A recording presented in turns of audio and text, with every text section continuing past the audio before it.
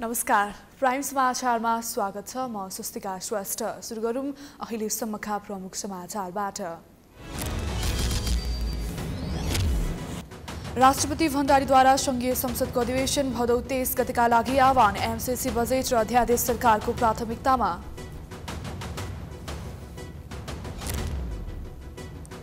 सरकार र नेकपा एकीकृत समाजवादीप्रति एमाले अध्यक्ष ओलीको आक्रोश। एकलायकले प्रतिस्पर्धा गरे चुनावमा सबैलाई ढाल्ने चेतावनी। अफगानिस्तानमा प्रदर्शनमा उत्रिएका महिलाहरूमाथि तालिबानीद्वारा बल प्रयोग। अश्रु ग्यास र खुर्सानीको धुलो छर्केर प्रदर्शन तितर-बितर।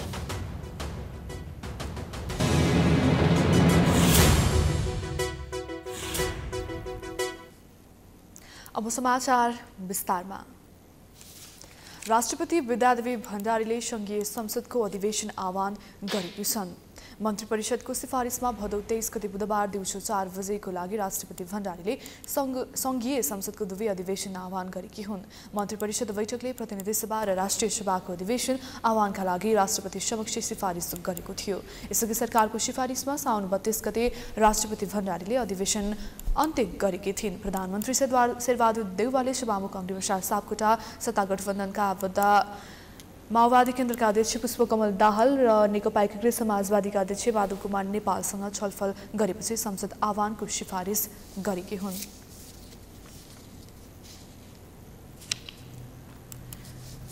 गठबन्धन सरकारको नेतृत्व गरेको प्रधानमन्त्री शेरबहादुर देउवाले पनि शपथ खाएको 50 दिन मागेको छ। अहिलेसम्म पनि मन्त्री परिषद विस्तार हुन भने सकेको छैन भने सत्ता गठबन्धनमा पनि मनमुटाव सुरु देखिएको छ। एक रिपोर्ट। नेकपा एमालेका अध्यक्ष केपी शर्मा ओलीको सत्याच्युतपछि सरकार बनाएका गठबन्धन दलबीच खटपट सुरु भएको छ। गठबन्धनको सरकार गठनपछि गठबन्धन सरकार सफल बनाउने भन्दै लामो समय लगाएर न्यूनतम साझा कार्यक्रम नै सार्वजनिक गरे। तर त्यहाँ भएका बुदाहरूलाई कार्यान्वयन गर्नको लागि छलफल गर्ने भन्दा पनि न्यूनतम साझा कार्यक्रममा नसमेटिएका विषयवस्तुलाई प्राथमिकता दिँदा गठबन्धनभित्र नै मतभेद सुरु भएको हो। संसद नचलेको बेलामा एकाएक एमसीसीको विषयलाई लिएर पनि सरकार पक्षले प्रतिपक्ष दल नेकपा एमालेका अध्यक्ष सँग भेटघाट गरेपछि गठबन्धनभित्र तीव्र असन्तुष्टि चुल्लिँदै गएको छ। त्यस्तै चीनसँगको सीमा विवादको विषयलाई लिएर मन्त्री परिषदले कार्यदल गठन गर्ने निर्णय गरेपछि विवादको बासिटा बाहिर देखिन थालेको हो। तर सत्तारूढ दल नेपाली कांग्रेसका सहमहामन्त्री प्रकाश शरण महत भने गठबन्धनमा छलफल गरेर नै अगाडि बढेको दाबी गर्छन्। यो विषयमा हुम्लामा जुन विषय उठ्यो यसको पनि निराकरण हुनुपर्छ र त्यसको लागि एउटा चाहिँ क्याबिनेटले निर्णय गरेर त्यो चाहिँ हेर्ने छानबिन गर्ने भनेर त्यस बेला पनि सहमति भएको। त्यही अनुरूप यो के अरे मन्त्री परिषदले त्यो छानबिन गर्ने भनेको। उता माओवादी केन्द्रले भने अहिले सरकारले गरेका कामहरू जनचासोकै भएको दाबी गरेको छ। यद्यपि जुन सहमति र समझदारीबाट अगाडि बढेको थियो गठबन्धन त्यसमा केही परिवर्तन भने अवश्य भएको नेकपा माओवादी केन्द्रका नेता दिननाथ शर्माको भनाइ छ। यो विषयमा छलफल नहुने कुरै भएन, किन विषयहरू त फेरि सहमति एउटा चाहिँ सैद्धान्तिक रूपमा केही सहमतिहरू हुन्छन्, तर दैनिक जीवनमा विभिन्न चाहिँ व्यावहारिक समस्याहरू उल्झनहरू नयाँ नयाँ घटनाक्रमहरू त देखा पर्छन् होइन। अनि अहिले पनि त्यस्तो किसिमको भइरहेछ। त्यसो हुँदाखेरि जब नयाँ इस्युहरू आउँछन्, नयाँ चाहिँ विषयवस्तुहरू चाहिँ आउँछन् राष्ट्रिय रूपमा, राष्ट्रिय समस्याको रूपमा पनि देखा पर्छन्, छलफल गर्ने विषय पनि देखा पर्छन्। त्यस्ता विषयलाई छिटोभन्दा छिटो तदारुकताका साथ सरकारले पहल कदमी लिएर समाधान गर्नुपर्छ। सरकार गठन भएको 2 महिना पुग्न लाग्दा पनि मन्त्री परिषद विस्तार नहुँदा गठबन्धनको क्षमतामाथि नै प्रश्न उठेको छ। एकातिर भएका सहमति भन्दा बाहिर जाने तथा माओवादी केन्द्र र नेपाली कांग्रेसले आफ्नो तर्फबाट मन्त्री परिषद विस्तार नगर्नु दुःखद भएको नेकपा एकीकृत समाजवादीका नेता डाक्टर विजय पौडेल बताउँछन्। उनले अब 22 गतेपछि नै तत्काल मन्त्री परिषद विस्तार हुने समेत दाबी गरेका छन्। मन्त्री परिषद विस्तार त त्यो अब हाम्रो सन्दर्भमा अनि जनता समाजवादी पार्टी उपेन्द्रजीहरूको चाहिने सन्दर्भमा भन्नुहुन्छ भने यो 22 गतेसम्म चाहिँ हाम्रो चाहिँ शनाखत स्थानीय जनप्रतिनिधिहरूलाई चाहिँ शनाखत गराउने कारणले हामी त्यसमा व्यस्त छौँ। अब कांग्रेस र माओवादी केन्द्रले आफ्नो भएको मन्त्रीमण्डल विस्तार गरे हुन्थ्यो, उहाँहरूले किन गर्नुभएको छैन। तर अब मैले बुझेसम्म चाहिँ यो 22 गतेपछि यो सबै पुरा हुन्छ। प्रधानमन्त्री शेरबहादुर देउवा, नेकपा माओवादी केन्द्रका अध्यक्ष पुष्पकमल दाहाल र नेकपा एकीकृत समाजवादीका अध्यक्ष माधव कुमार नेपाल बीच सरकार विस्तार र गठबन्धनलाई थप प्रभावकारी बनाउने विषयमा छलफल भएको छ। छलफल सरकार विस्तार गर्ने लगायत विषयमा केन्द्रित भए पनि अझै पनि सहमति भने जुट्न सकेको छैन। समाचारको सिलसिला जारी छ। हामी विश्रामपछि आउँछौँ। विश्रामपछि स्वागत छ। अब बाँकी समाचार। गृह मन्त्रालयले विदेशी राष्ट्रहरूको सहयोगमा सञ्चालित आयोजनाका बारेमा नकारात्मक टिप्पणी नगर्न चेतावनी दिएको छ। गृह मन्त्रालयले विज्ञप्ति जारी गर्दै सामाजिक सञ्जाल तथा सञ्चार माध्यममा विदेशी मित्र राष्ट्र, विदेशी नागरिक र उनीहरूको सम्पत्तिका विषयमा नकारात्मक टिप्पणी भइरहेको भन्दै सरकारको ध्यानकर्षण भएको बताएको छ।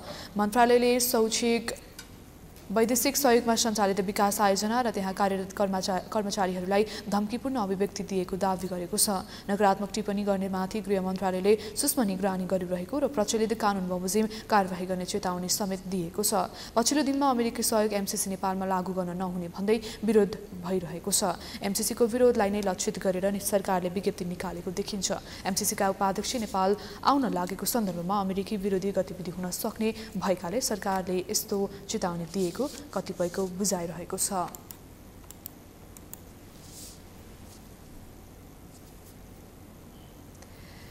नेकपा एमाले वृहत कार्यकर्ता भेला गरेको छ। भेलालाई अध्यक्ष केपी ओली लगायतका नेताहरूले सम्बोधन गरेका छन् भने आफ्नो सम्बोधनमा ओलीले नेकपा एकीकृत समाजवादी र सरकारको तीखो आलोचना गरेका छन्। एक रिपोर्ट। काठमाडौँ महानगरपालिकाको कार्यकर्ता भेलामा नेकपा एमालेका अध्यक्ष केपी शर्मा ओली सहभागी थिए।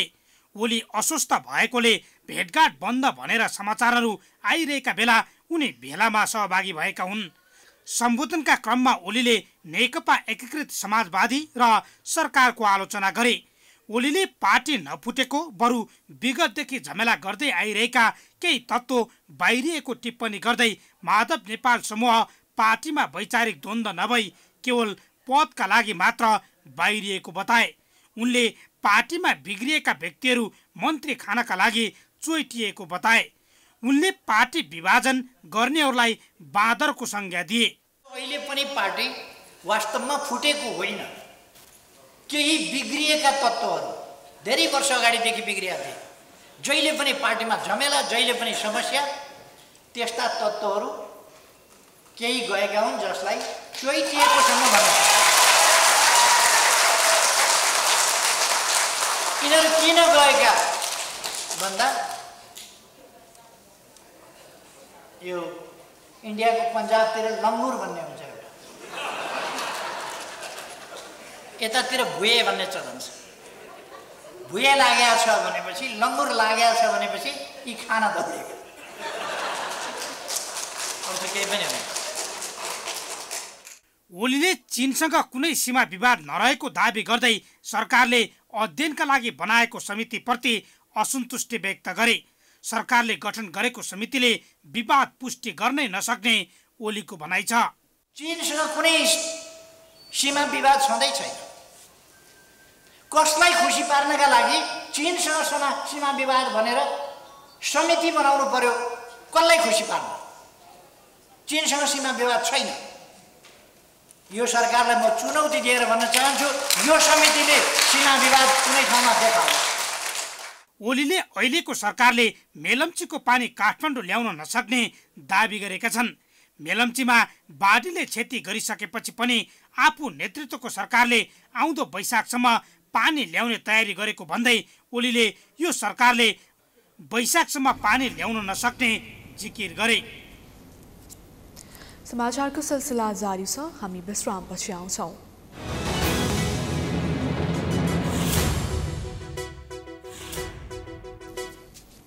विश्रामपछि स्वागत छ। अब अन्तर्राष्ट्रिय समाचार।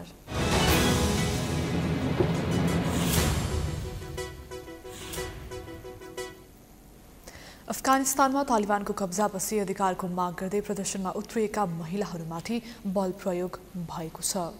तालिबान अधिकारीहरूले महिलाहरूको प्रदर्शनमाथि अश्रु ग्यास र खुर्सानीको धुलो स्प्रे गरेका थिए। सरकारमा महिला सहभागिता सुनिश्चित गर्न माग गर्दै प्रदर्शनमा उत्रिएका महिलाहरूमाथि तालिबानी अधिकारीले हस्तक्षेप गरेका हुन्।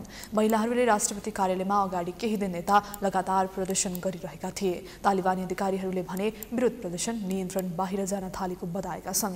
प्रदर्शनमा काबुल र हेरातका महिलाहरू सहभागी रहेका थिए भने महिलाहरूले काम गर्ने अधिकार र सरकारमा सामेल हुनुको लागि माग गरिरहेका छन्। तालिबानले भने चाँडै आफ्नो प्रशासनको नीति सार्वजनिक हुने बताएका छन्।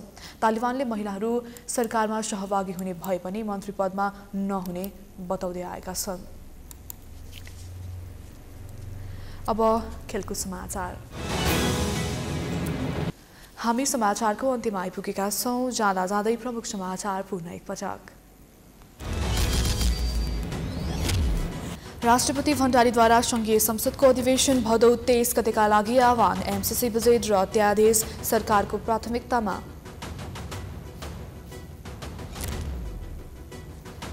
सरकार र नेकपा एकीकृत समाजवादीप्रति एमाले अध्यक्ष ओलीको आक्रोश। एक्लै एक्लै प्रतिस्पर्धा गरे चुनावमा सबैलाई ढाल्ने चेतावनी। अफगानिस्तानमा प्रदर्शनमा उत्रिएका महिलाहरूमाथि तालिबानीद्वारा बल प्रयोग। अश्रु ग्यास र खुर्सानीको धुलो छर्केर प्रदर्शन तितर-बितर। समाचार अहिले सकियो। हेर्दै गर्नुहोला प्राइम टाइम्स टेलिभिजन। नमस्कार।